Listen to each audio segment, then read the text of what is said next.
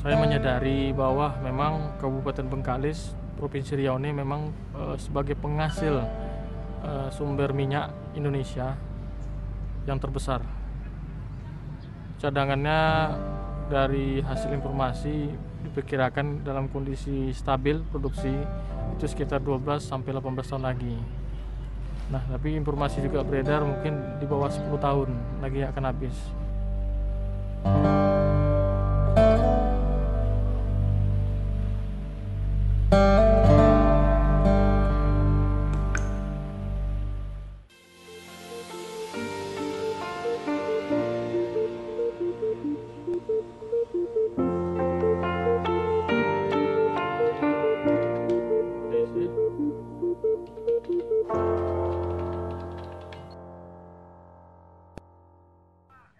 Din, kita pagi ini menggunakan drone, Din. Jam kutunggu sekitar setengah jam. Siapkan drone-nya. Kemudian kita nak ninjau potensi nipah tuh di Lubuk Mudo. Ya, ambil GPS dulu posisi dekat jembatan Lubuk Mudo tuh. Kemudian dekat muara itu mana bagusnya? Atau dekat pertengahan kan? Pokoknya dia ambil dari ujung ke ujung kita ambil. Suruh dia bergerak drone tuh. Biar dapat ada 3 titik kan. Nah, jadi di sini kita naikkan nanti apa drone kan. Nah, kemudian ambil gambar posisi dapat kanan dapat kiri. Maksud saya dapat di ujung satu, dapat di apa? Di dekat jembatan.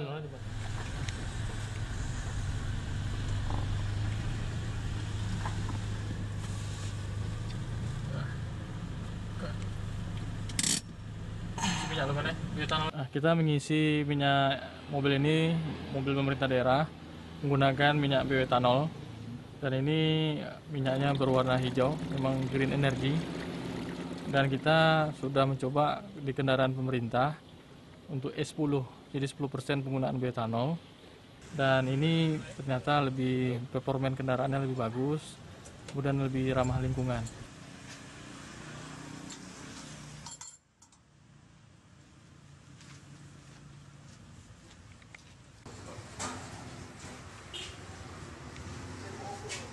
Nah, walaupun Bengkalis sebagai penghasil minyak, tetapi saya sadar dan juga membayangkan bagaimana kalau seandainya nanti 10 tahun ke depan anak-anak kita, anak-anak saya, anak-anak bapak mengalami kondisi minyak hilang di peredaran.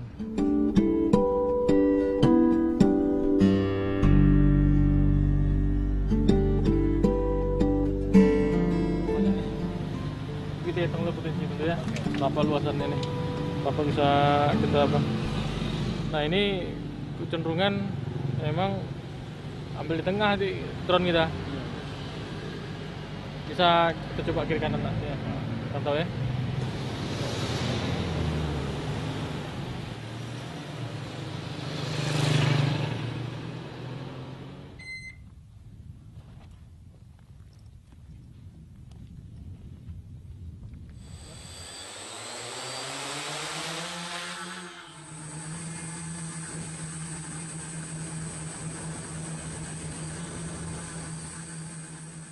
Satu-satunya cara walaupun kami penghasil minyak juga bagaimana memikirkan minyak alternatif minyak yang bisa sesuai dengan bahan bakar liquid juga sama dengan sifat minyak kita. Nah, ternyata bioetanol lah satu-satu jalan. Dari literatur yang saya pelajari, beberapa negara maju seperti Amerika, di Eropa malah memprioritaskan bahan bakar dari bioetanol ini. Hanya bangsa Indonesia, khususnya daerah kita ini yang tanahnya subur dan tanpa perlu dipupuk kata orang, karena saking suburnya tongkat pun bisa tumbuh kata orang kan. Nah, saya rasa satu-satunya cara dengan mengembangkan tanaman yang bisa menghasilkan energi, yaitu dari nipah. Ini daerah-daerah tempat daerah masyarakat banyak nipah ini.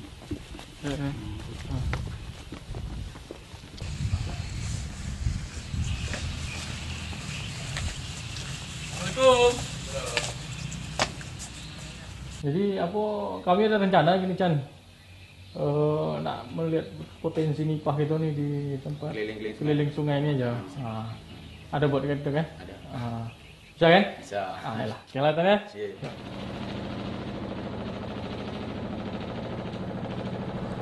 kawasan hutan mangrove ini tumbuh dan berkembang di sepanjang pesisir pantai di sekitar pemukiman masyarakat nelayan kita, di mana potensi ini belum termanfaatkan sama sekali dan merupakan tanaman yang berfungsi juga sebagai proteksi lingkungan.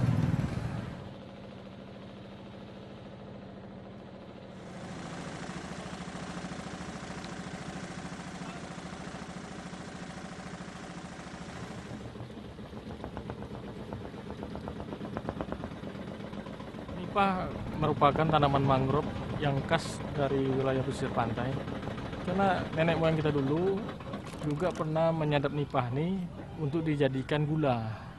Itu awal-awalnya. Nah, saya berpikir kalau ini jadikan gula, maka bisa jadi sumber bahan baku untuk bioetanol.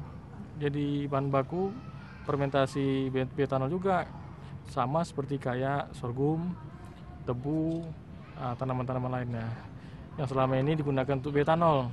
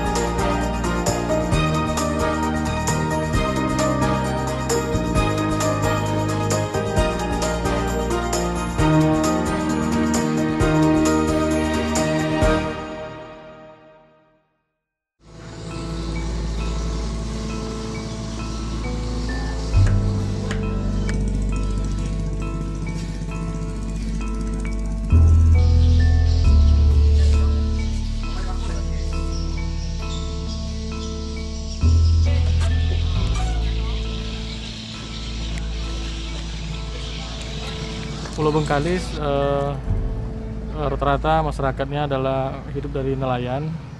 Sebagian besar bertempat tinggal di wilayah pesisir pantai dan mencari kehidupannya dari aktivitas di kawasan hutan mangrove.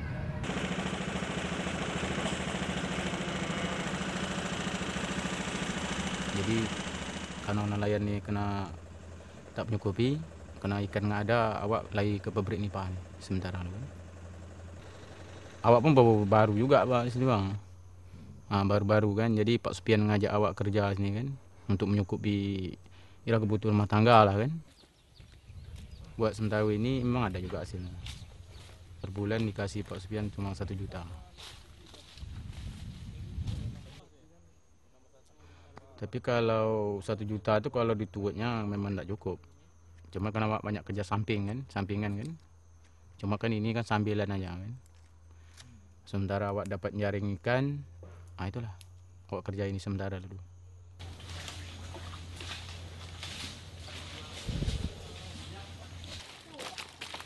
Secara teknologi pemanenan dan pengumpatan hutan mangrove nipah sebagai bahan baku bioetanol, langkah pertama memang penguasaan teknologi dulu yang saya kuasai.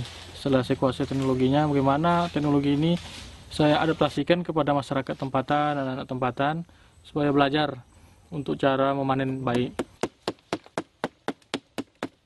Dengan intinya jangan, sebenarnya ini udah gabus, tak masalah, kuat pun. Tapi kalau menggunakan benen yang dibalut, hati-hati jangan sampai pecah. Nah, setelah ini baru kita proses namanya menstabilkan proses peruntukan dengan menggunakan tali. Nah, ini sekarang kita cari dahan yang kira-kira, nah inilah yang caranya dengan mengikat supaya dia apa yang kita lakukan tuh terjaga. Jadi proses peruntukan terjaga, stabil, lama-lama nanti dia merunduk nih. Jadi ibarat gravitasi tidak terlalu sulit. Nah, inilah langkah-langkahnya yang kita lakukan ya. Awalnya yang cuma tahu nipah ini gunanya hanya untuk atap gitu. Tapi alhamdulillah setelah tahu informasi dari teman-teman bahwa di Desa Lubuk Muda ini ada sejenis pabrik pengolahan gitu, dari bahan bakunya berasal dari nipah. Jadi timbul rasa penasaran, ada lowongan kerja katanya di sini di pabrik ini menerima tenaga kerja untuk ini menyadap, mengambil airnya dari seperti ini, dari hutan nipah ini.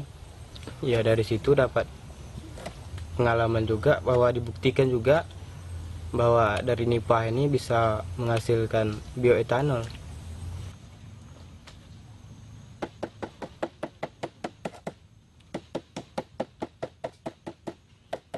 Nah, kalau untuk tanaman mangrove nipah nih, memang konsepnya konservasi kita.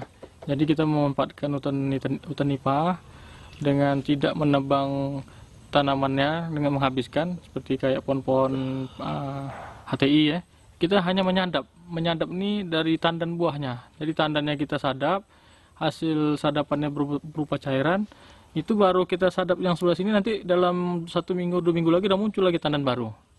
Sebelah lagi muncul lagi, jadi yang ini masih panen, ini muncul lagi panen baru, buah baru. Jadi sustainable, berlanjut buahnya. Asal jangan pelepah nipahnya yang masih hijau segar-segar nih kita tebang, karena ini proses fotosintesis. Potensi nipah nih dari daerah kita lokalnya, kearifan lokal kita, yang mungkin di daerah lain mungkin tidak ada. Dan kami merasa ini rahmat Allah Subhanahu wa Ta'ala yang sangat melimpah. Kalau kita lihat dari foto udara drone, itu memang sangat panjang sekali, potensi beratus-ratus hektar.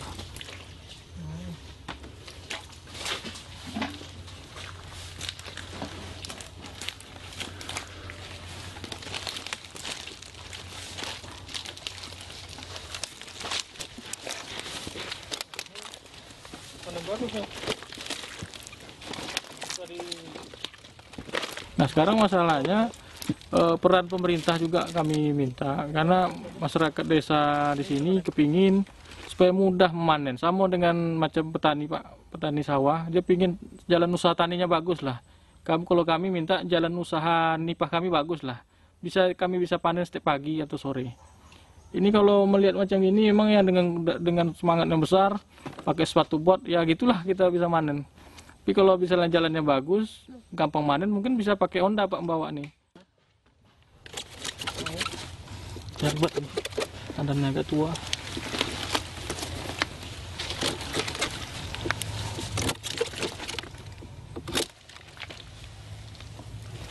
Nah ini basah, bagus. Nah ini bagus, basah deh berair.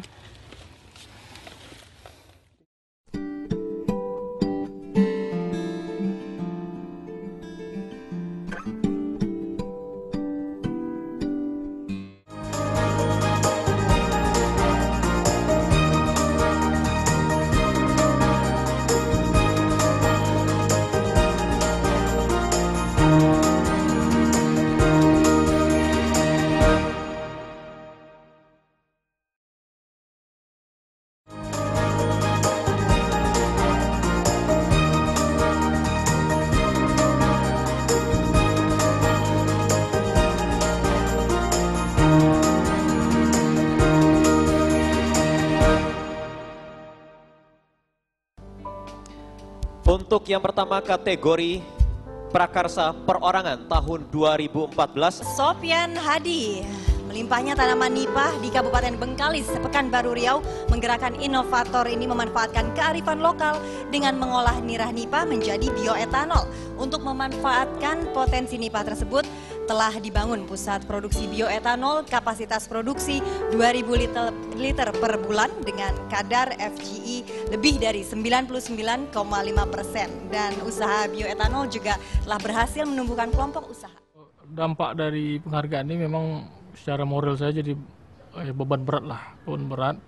Karena tanggung jawabnya dari penghargaan ini kita konsekuensi kepada bangsa kita, masyarakat kita agar mempunyai andil terhadap pembangunan, andil terhadap masyarakat yang menggunakannya. Penghargaannya tingkat internasional juga ada, itu penghargaan bidang energi di Amsterdam. Saya diundang seluruh peneliti tingkat internasional, macam-macam, ada dari Harvard, dari apa, bisa mewakili Indonesia. Kebetulan kita mendapat nominasi juga penghargaan tingkat internasional bidang energi terbarukan tanaman nipah ini.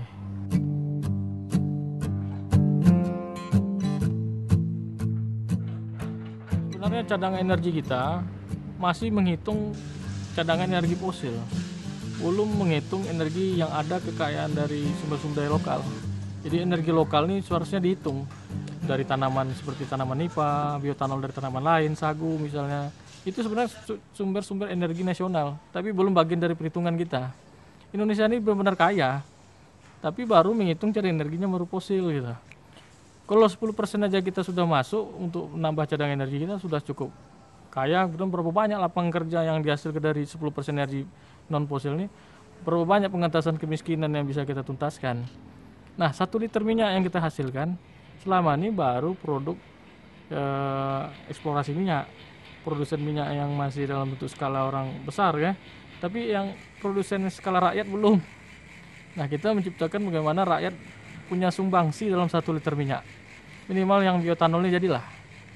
Nah, kalau standar kualitasnya bolehlah dikontrol oleh lembaga terkait.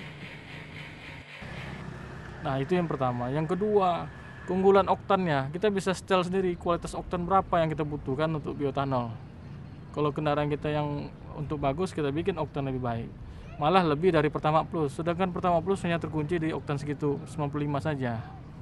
Nah, kita bisa lebih baik. Kemudian bahan bakar ini lebih cenderung kepada ramah lingkungan yang bioetanol. Karena dari emisinya sudah kita teliti lebih ramah lingkungan. Sedangkan ini sudah mengarah kepada penggunaan untuk era-era sekarang global warming. Jadi kalau bahan bakar non fosil kita gunakan sudah mencintai alam kita sendiri. Nah, inilah keunggulan yang paling strategis dari bahan bakar kedua ini.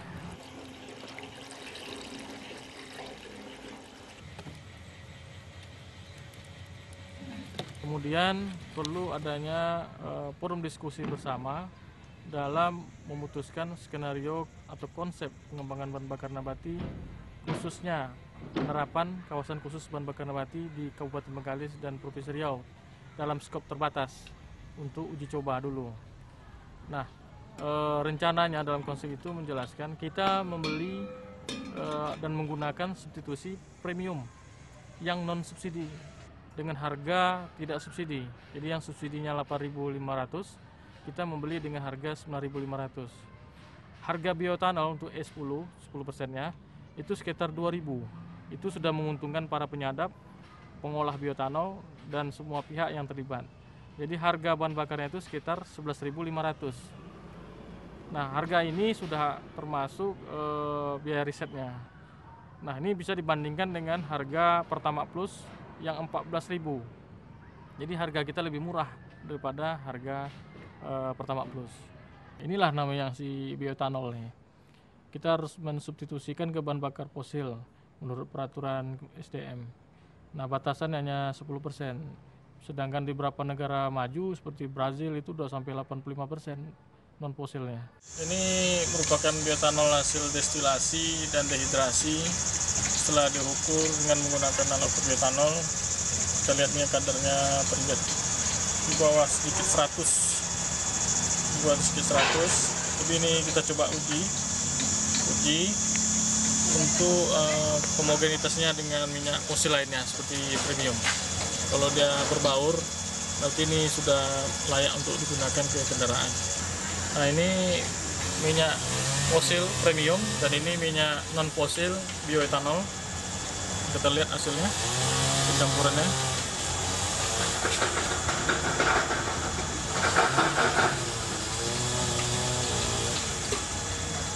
Akan terjadi proses pembauran.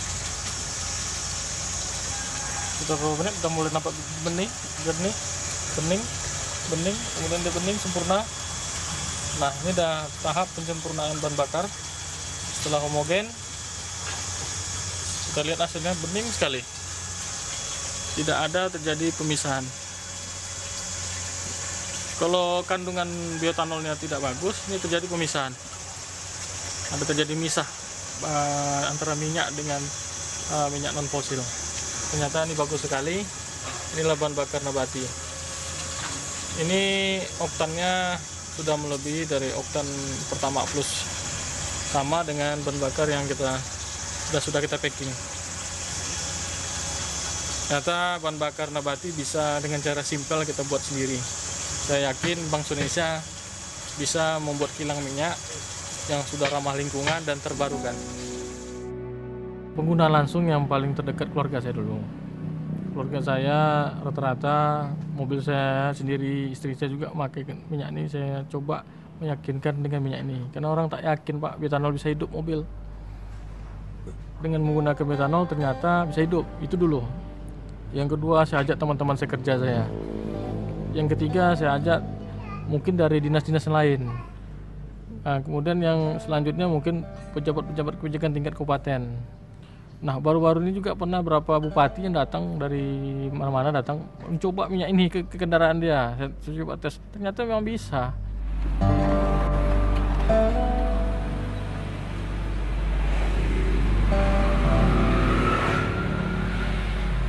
Oke, bioetanol Pak ya? Hah? Oke, ini satu Pak. Boleh. Apanya tuh? Ini bioetanol hampir sama dengan minyak kita ini, tapi lebih bagus. Tapi tidak dari minyak fosil. Kalau bensin bagus lagi nih. Ini kita bisa jadi pertama khususnya. Seharusnya apa kan 14.000 kan? Iya. Nah, bagus, tapi minyak di daerah kita Bengkalis. Ini ya. Nah, Iya. dengan tak beli ini 9 liter tambah ini paling sekitar 110.000 atau 100.000, masih ada untung 20.000 30.000. Nah, kita dapat tambah. Berarti campuran yang ini untuk 9 liter. Yang ini 1 liter, yang ini 9 liter. Oh, campuran 1/9. Iya, 1/9. Berarti di atas Itu bagus ya. Tapi ini kelebihannya tidak minyak bumi, ini minyak tanaman asli kita. Dari tanaman Pak, nipah. Iya. Jadi Bapak banyak untung gara-gara ini jual kan? Kalau benar-benar kan? Banyak untung. Iya. Nah, sangat jauh kecintaan kita terhadap bahan bakar yang hasil produk bangsa Indonesia sendiri dibandingkan yang harus kita impor. Banyak dampak multi efeknya dalam pemanfaatan bioetanol, khususnya kalau kita menciptakan lapangan kerja, kemudian mengentaskan kemiskinan, kemudian kita juga menghemat bahan bakar fosil kita dari tanaman kita sendiri. Ini menjadi cadangan energi tambahan dari cadangan-cadangan yang sudah kita perhitungkan hanya sekedar fosil saja. Jadi cadangan energi ini cukup besar jika ditambah dengan cadangan bahan bakar nabati. Nah, permasalahannya dari kendaraan transportasi kita masih support pada bahan bakar yang fosil juga. Jadi kita belum siap dari secara pengguna pemakai. Masih terbiasa dengan yang namanya fosil. Yang sebenarnya kita dari ambang ke arah kiamat energi ini sebenarnya.